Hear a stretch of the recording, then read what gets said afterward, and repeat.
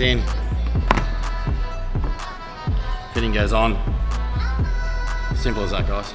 So guys, this goes at the Plumbers. You got a finished thing, whether it be the outside of a wall, whether it be a bench, a laundry, anything like that.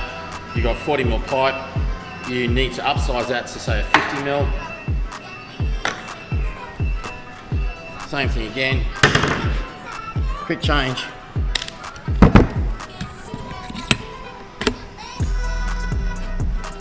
Locks on.